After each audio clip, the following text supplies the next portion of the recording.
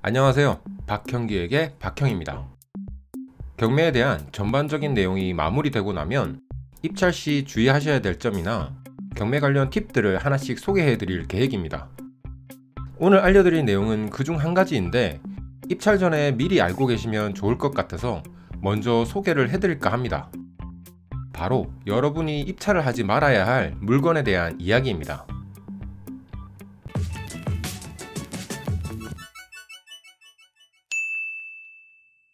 유치권과 같이 여러분이 쉽게 해결할 수 없거나 비용 추산이 어려운 경매 물건은 피하라고 말씀드렸는데, 이렇게 권리관계가 복잡한 물건이 아니라도 여러분이 입찰을 피하시는 게 좋은 물건들이 있습니다. 입찰을 하지 않는 것을 추천드리는 물건들 중에서 오늘 여러분들께 소개해드릴 물건은 취하될 가능성이 높은 경매 물건입니다.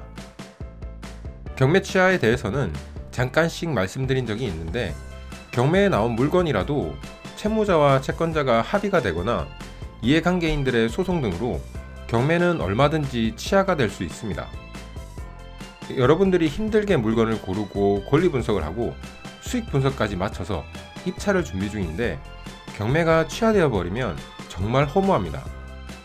그래서 취하 가능성이 높은 물건은 권리 분석 단계나 입찰 물건 선정 과정에서 미리 걸러내시는 게 좋습니다. 그렇다면 취하 가능성이 높은 물건을 찾아야 하는데, 우리가 채권자나 채무자, 이해관계인들과 아는 사이도 아니고 어떤 경매 물건이 취하가 될지 우리가 알 수 있는 방법은 없습니다. 취하될 모든 경매 물건을 우리가 미리 찾아낼 수는 없지만 취하 가능성이 조금 높은 물건을 찾아낼 수는 있습니다. 이런 취하 가능성이 높은 물건의 유형은 몇 가지가 있는데, 오늘은 여러분이 아무리 경매 초보라도 찾아내실 수 있는 유형입니다.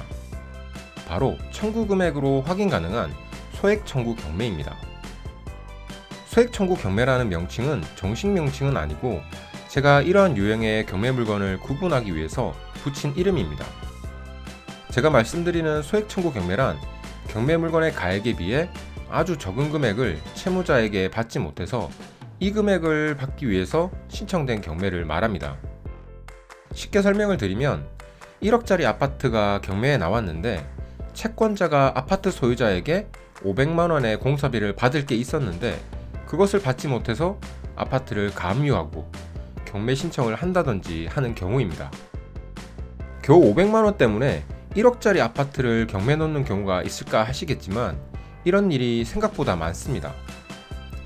보통 이런 소액 청구 경매는 실제 채무자가 상환 능력이 없는 경우보다는 채권자가 채무자와의 감정 싸움 때문에 경매 신청이 되는 경우가 많습니다.